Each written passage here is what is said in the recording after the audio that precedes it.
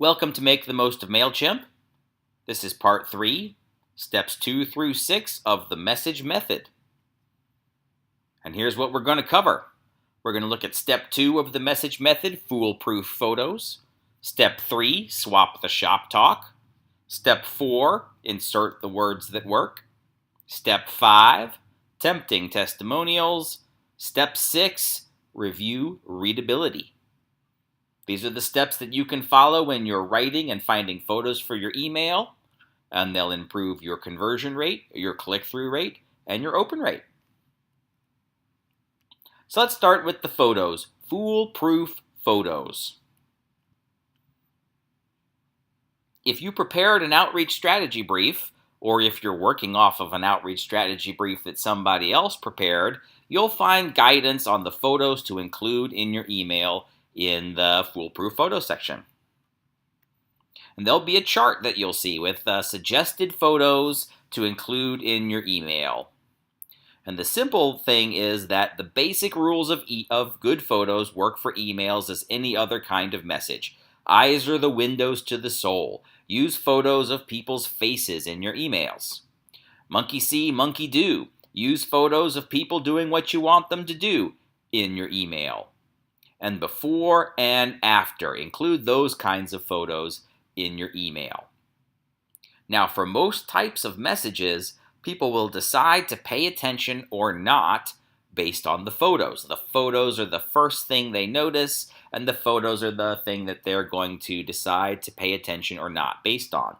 But email's a little bit different. In email, they make their decision about whether or not to read your email based on the subject line. Otherwise, the rules of photos and emails are the same.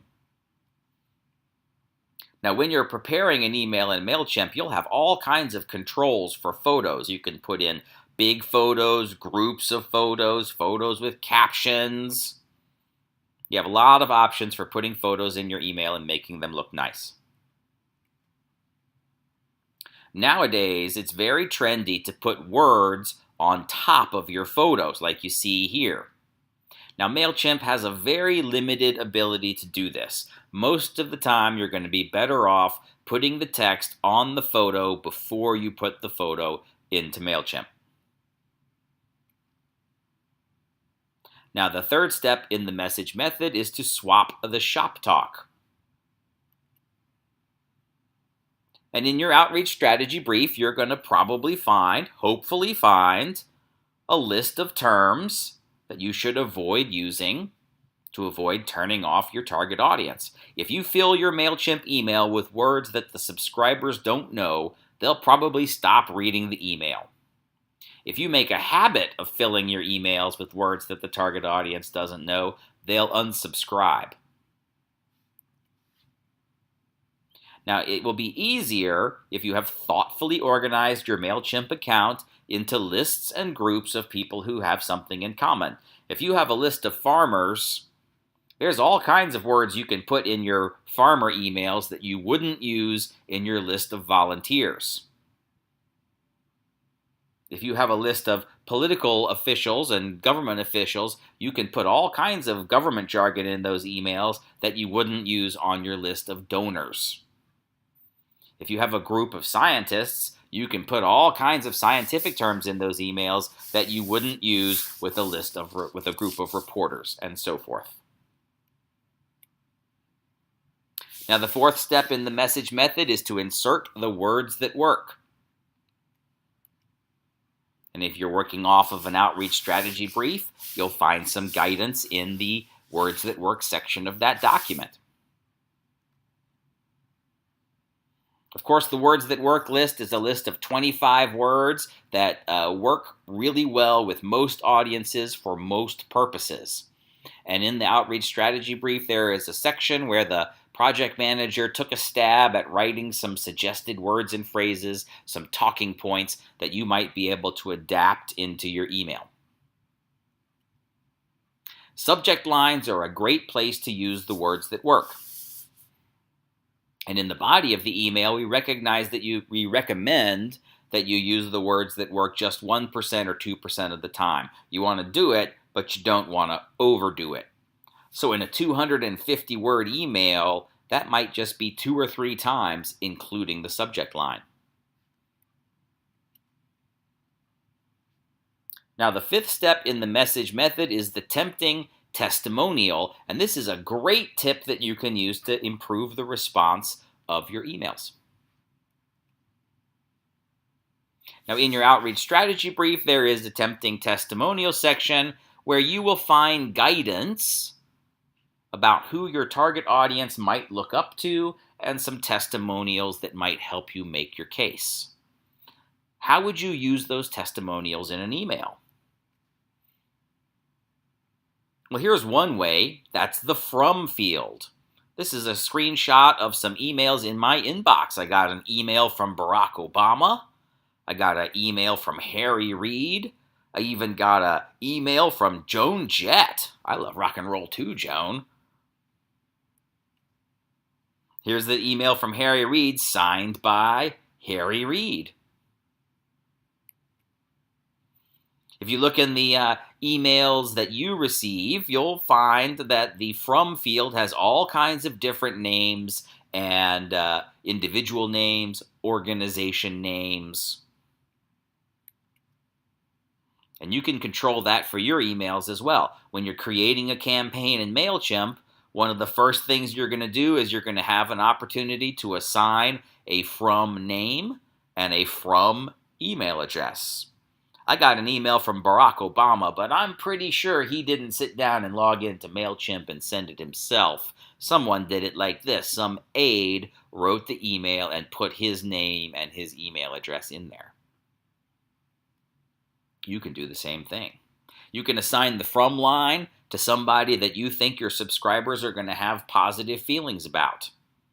You can ghostwrite an email for the signature of somebody that you think your subscribers are going to feel good about. Of course, you have to have the permission of that individual.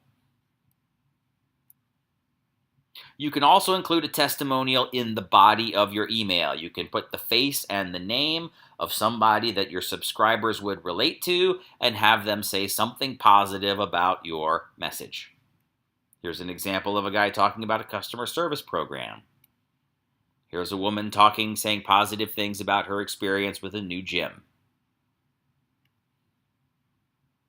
Of course, it's easier to figure out who your audience might look up to if you've carefully organized your account into lists and groups of people who have something in common.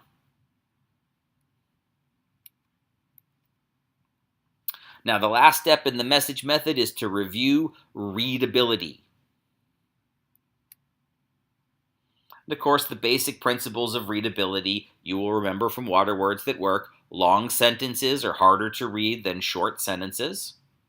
Long words are harder to read than short words. And passive voice sentences are harder to read than active sentences. Those 3 principles apply to the text that you put in your email the same way it applies to text that you put anywhere else.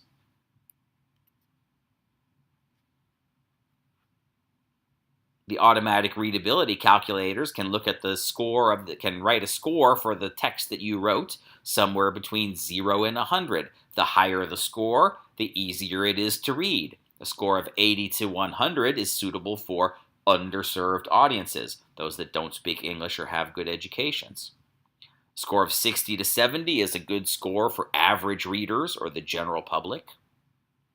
A score of 45 to 55 is a good score for white-collar professionals, elected officials, journalists, donors, funders, smart, highly educated people who are not in your professional peer group. A score of 30 to 40 is okay if the group receiving your email are conservation and environmental professionals. And a score of less than 30, no one wants to read that, so you should rewrite it. In the outreach strategy brief, you're going to probably find some guidance for the score to write for your group. Might look like this. The scientist group that receives your email should get a score of 35 to 40. The general newsletter group, you might want to aim for a score of 65. A reporter group, you might want to aim for a score of 40 to 50.